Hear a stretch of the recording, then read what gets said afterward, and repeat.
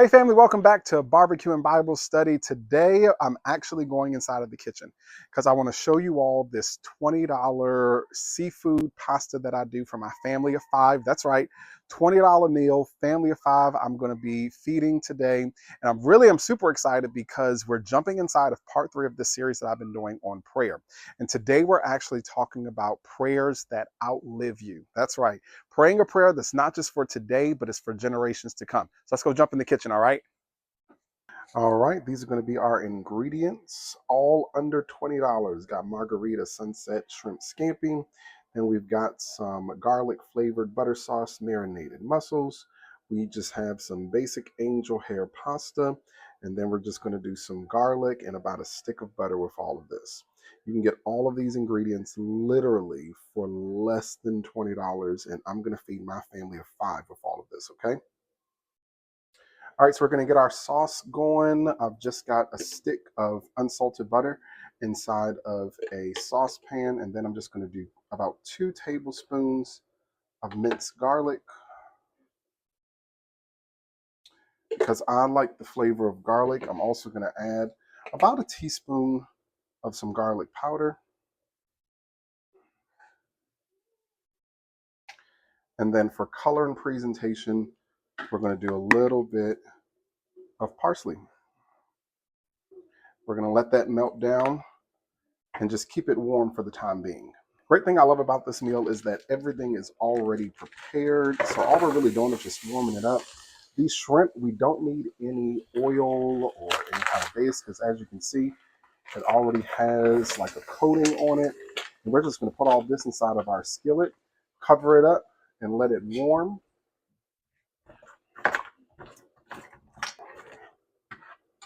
Our garlic butter sauce is looking good. All right, let's check on these real quick. Like I said, we're going to let our shrimp get good and pink. The mussels are already done. And then we're going to plate. I did add a little bit because I like a little bit of acid to my sauce. So I did add just a little bit of lemon juice, maybe about a teaspoon, half a teaspoon just to taste. All right, family, let's jump into our text today. We're coming from the book of Matthew, the 6th chapter and the 10th verse. And inside of this text, Jesus is asked the question, Lord, how do we pray? And we get the Lord's Prayer, Our Father which art in heaven, hallowed be thy name. But there's this one line inside of the prayer that I really want us to focus on today, because I think that we read it a little bit too fast. And we're going to uncover 3 things inside of this one simple line of the Lord's Prayer that I believe gives us a blueprint for how we can pray prayers that outlive us. The book of Matthew, the 6th chapter, and the 10th verse says, from the New Living Translation, it says, may your kingdom come. May your will be done on earth as it is in heaven. One of the things that I would honestly encourage each of you to do, each of us to do as believers, if we want to truly strengthen our prayer life, if we want to truly strengthen how we approach the throne of grace, that we include this inside of every single one of our prayers. The same way that we pray, in Jesus' name, the same way that we pray pieces of Psalm 23, the same way that we pray other portions of the Bible. I believe that these 3 things that are pivotal inside of the Lord's Prayer that we should begin to add to our own prayer.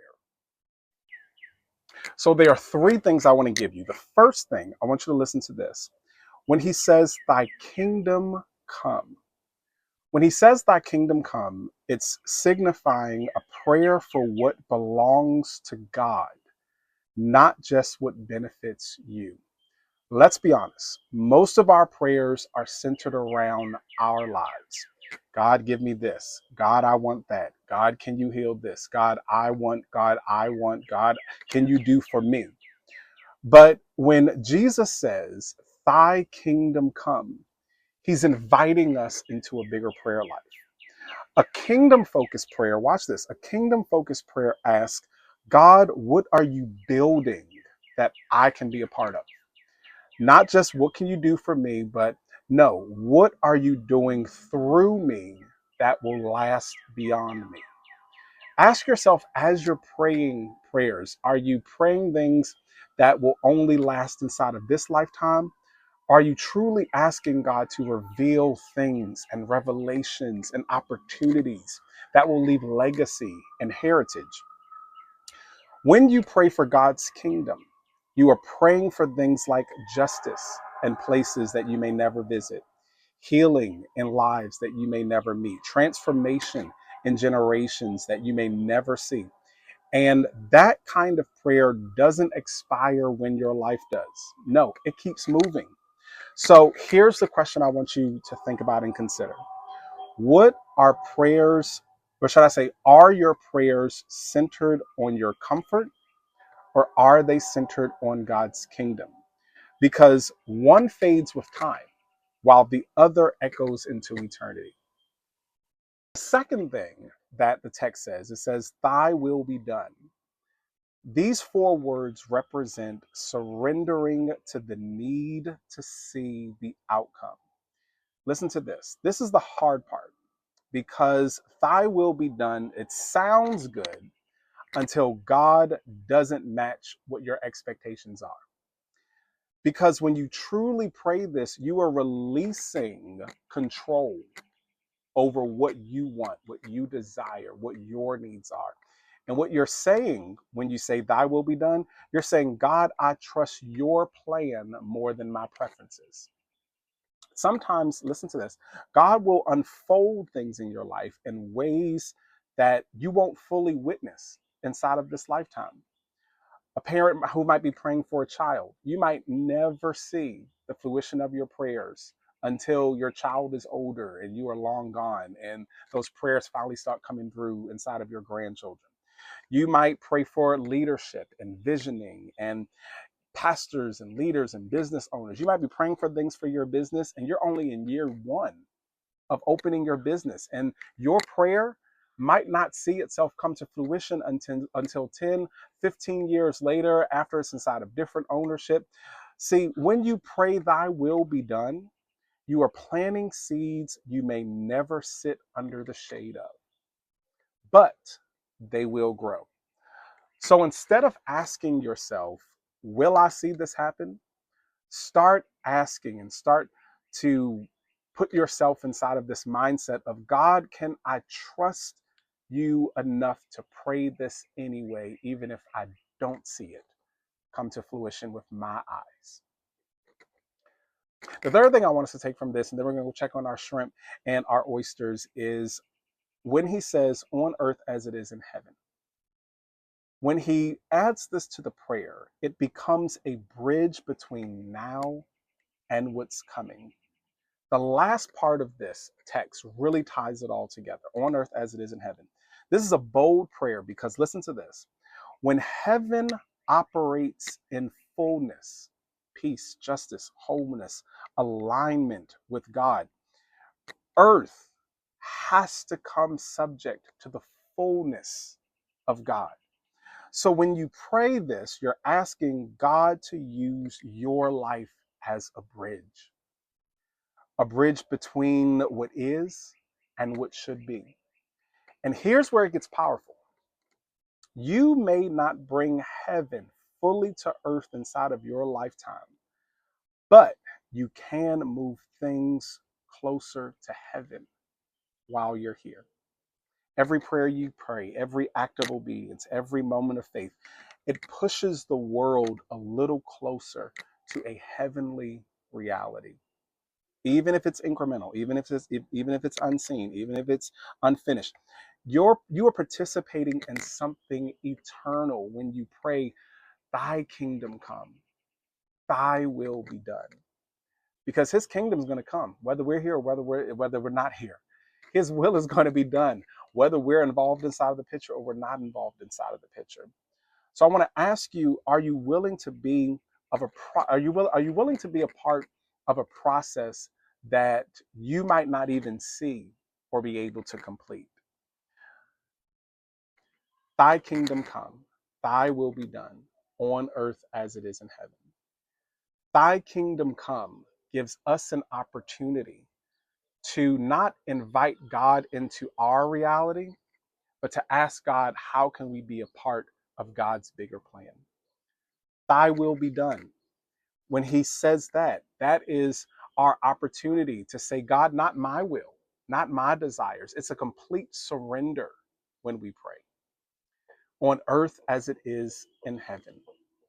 When he says that, to tie everything together, close everything out, what he's really saying is, are you going to make yourself available to be a bridge for the kingdom of God to be manifested here on earth? I say this almost every month inside of my ministry as we're feeding the homeless.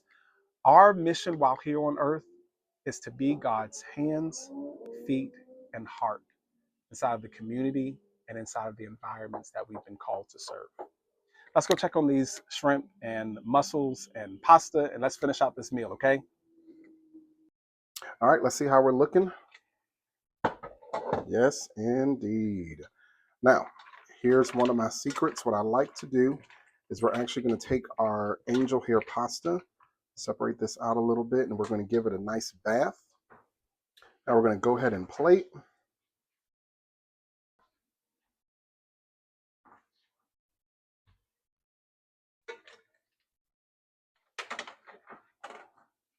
Nice helping of sauce, shrimp.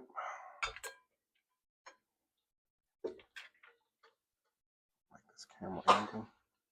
All right, family, we are plated and ready to go. Our $20 meal, shrimp, mussels, garlic pasta, feeding the family tonight. Y'all already know how we do it. Let's go ahead and pray. Gracious God, we thank you for this day. We thank you just for being with us today.